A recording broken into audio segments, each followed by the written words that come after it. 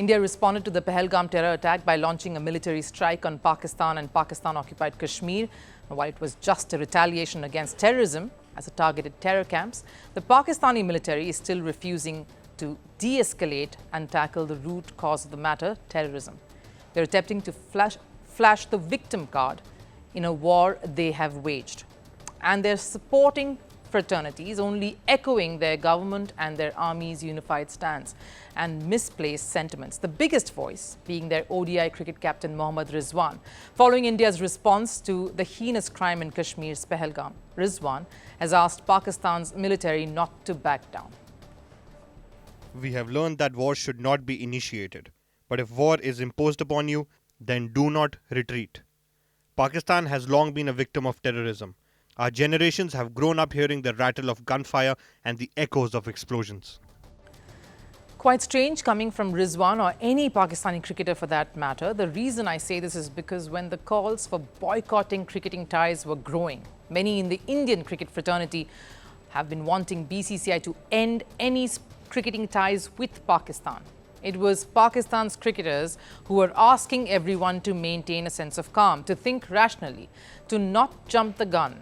And here's the kicker, to keep sports away from politics. They wanted sports to continue irrespective of the geopolitical tensions because that cannot have an impact on the sporting arena.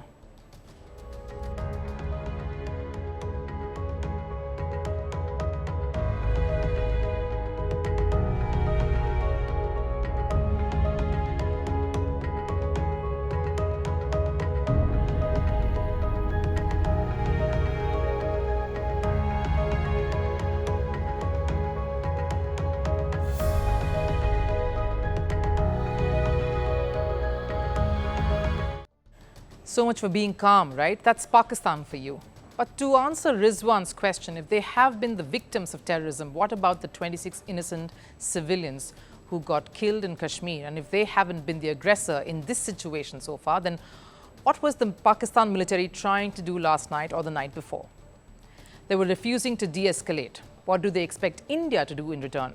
Not stand and watch as their drones made a beeline to civilian areas. And this is where the difference in mentality comes in. Unlike Pakistani cricketers who are giving a victimized spin to the whole narrative, the Indian athletes are actually calling this as a response to try and curb terrorism. We are proud of our brave Indian armed forces who are fighting for our nation against terrorism. Let's do our part and make sure to follow guidelines to ensure everyone's safety during this time. Not too long ago, Neeraj Chopra was criticized for inviting Arshad Nadeem to his javelin throw classic event, a decision he took even before the Pahalgam attack took place. And despite the criticism, he never shied away from expressing what he truly felt, that he has been the biggest advocate of harboring and grooming friendships across the border via sport. His relationship with Arshad Nadeem has been applauded for this very reason. You can pick the difference in thought here. The words used. Neeraj talks of calm, of safety. Rizwan talks of war and not retreating. And it isn't just Neeraj. India's ODI captain, Rohit Sharma, and former captain Virat Kohli too have advocated a similar position. I salute our brave armed forces for their courage and commitment. At a time when the nation is on edge, they continue to stand tall for us all.